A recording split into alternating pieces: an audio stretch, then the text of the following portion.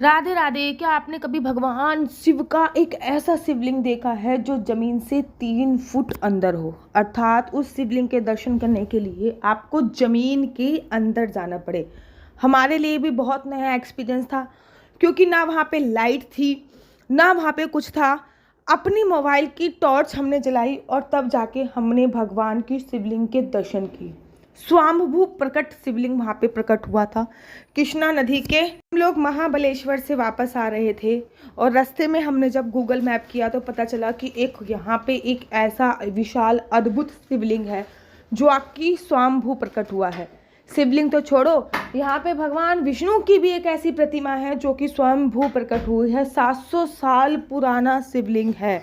और यहाँ पे कृष्णा नदी हर 12 साल बाद खुद आती है भगवान के शिवलिंग के दर्शन करने, अर्थात उनका अभिषेक करने।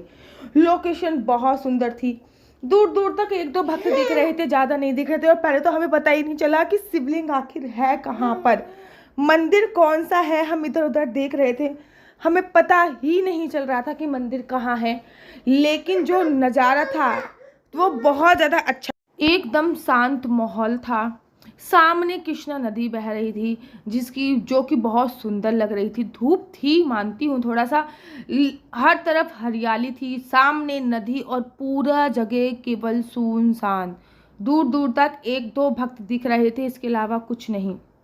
बाकी मैंने आपसे देखा ना, इतना सुंदर व्यू दिख रहा था कि मैं आपको क्या बताऊं।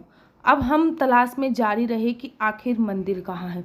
हमने 1-2 लोगों से पूछने की कोशिश करी कि मंदिर कहाँ है।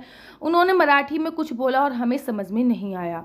उसके बाद हमने फिर हिंदी में उनसे बोला कि आपको हिंदी नहीं आती, तो उन्होंने गर्दन हिला दी। हमने देखा कि कुछ लोग यहाँ पे चप्पलें कुछ लोगों की पड़ी हुई हैं और कुछ लोग इससे बाहर निकल रहे हैं। हमने सोचा कि शायद मंदिर यहीं पे होगा। हम भी यहीं पे चले गए। यहाँ पे चप्पलें उतरी हुई थी और 1-2 लोग एक गुफा से बाहर निकल रहे थे। देखा कि यहाँ पे नंदी है तो समझ में आ गया कि अगर नंदी यहाँ पे है तो इसका मतलब शिवलिंग भी यहाँ पे होगा।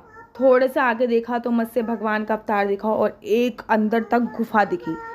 कोई भी नहीं था उसमें।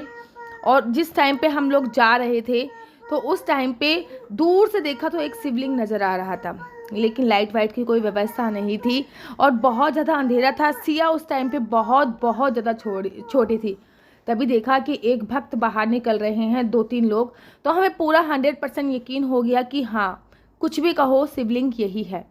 हमने भी सीढ़ी के सहारे हम लोग नीचे गए, क्योंकि बहुत नीचे है ये शिवलिंग। तो हम लोगों ने सीढ़ी का सहारा लिया और हम लोग नीचे गए। सिया ना इस टाइम पे बहुत ही ज़्यादा छोटी थी। जब हम लोग नीचे गए तो हम लोगों ने देखा कि प्राकृतिक लाइट है, मतलब लाइट की कोई भी व्यवस्था वहाँ पे नहीं थी। आप देख रहे हो कि चारों तरफ अंधेरा ही अंधेरा आप लोगों को दिख रहा है। फिर इन्होंने, मेरे हस्बैंड ने अपने फ़ोन की टॉर्च की लाइट जलाई और उसके बाद हम लोगों ने देखने की कोशिश करी। गए ना, कुछ वक्त हमें आते हुए दिखे तो मैंने अपनी फ़ोन की फ्लैश की लाइट से उनको भी सीढ़ी का रास्ता दिखाया और अब हम लोगों ने दर्शन करे शिवलिंग के। केवल और केवल एक यही जाला था जिसकी रोशनी शिवलिंग पर आ रही थी। थोड़ा सा झुक कर हमें शिवलिंग के दर्शन करने पड़ रहे थे। चारों तरफ बेलपत्र से शिवलिंग को सजाया हुआ था, डेकोरेट कर रखा था, अर्थात उन पे शिवलिंग उन पे बेलपत्र चढ़ा रखे थे जल नहरी के चारों तरफ। तो उसके बाद बहुत अंदर जाके वो शिवलिंग था। ये आप देख रहे होगे ना कि दूध चढ़ा हुआ है, तो अंदर जाके शिवलिंग है। और ये स्वाम्भू प्रकट शिवलिंग है, अर्थात खुद प्रकट हुआ है। इसको किसी भी रूप में बनाया नहीं गया है, खुद से ये शिवलिंग प्रकट हुआ है। और सोचिए, कृष्णा नदी के बगल में ये शिवलिंग है। यहाँ पे कृष्णा नदी स्वयं भगवान की शिवलिंग के दर्शन करने के लिए आती हैं और उनका अभिषेक करने के लिए आती हैं।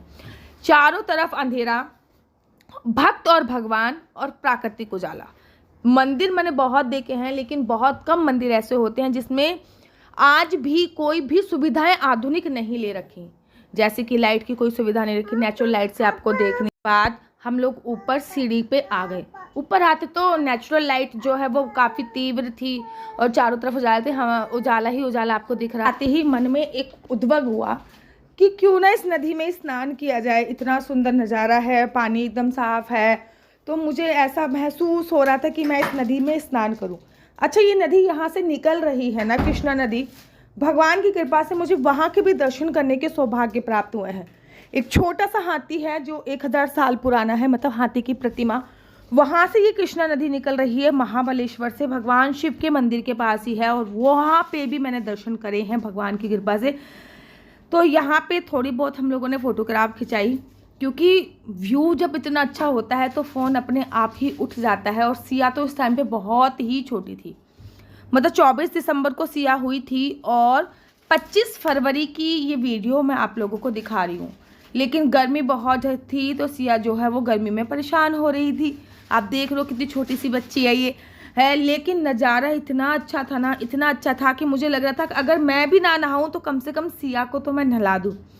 और यही सोच सोच के मेरा ध्यान दोबारा से बिल्ली पे गया कि भक्त आ रहे हैं जा रहे हैं, इसको कोई फिक्र नहीं है। भगवान के दरबार में जब तुम आओ ना तो बेफिक्र हो जाओ। ये बिल्ली मुझे ये सीख दे रही थी। नंदी बाबा के पास गई मैं और मुझे पता चला कि मेरे को कुछ ना कुछ मांग लेना चाहिए। तो नंदी बाबा से मैंने अपनी विश मांगी। मैंने कहा चलो एक बार आपको दिखा देती हूँ कि ये जो गुफा है इसके अंदर हमें जाना पड़ता है, इसके नीचे हमें जाना पड़ता है, तब हमें मंदिर के दर्शन होते हैं। कभी जब बारिश होएगी ना तो मैं डेफिनेटली यहाँ पर आऊँगी, क्योंकि बारिश में ना गर्मी नहीं होएगी, और जब गर्मी नहीं होएगी तब यहाँ के जो दर्शन करने का जो नज़ारा है वो अपने आप में 4 गुना बढ़ जाएगा।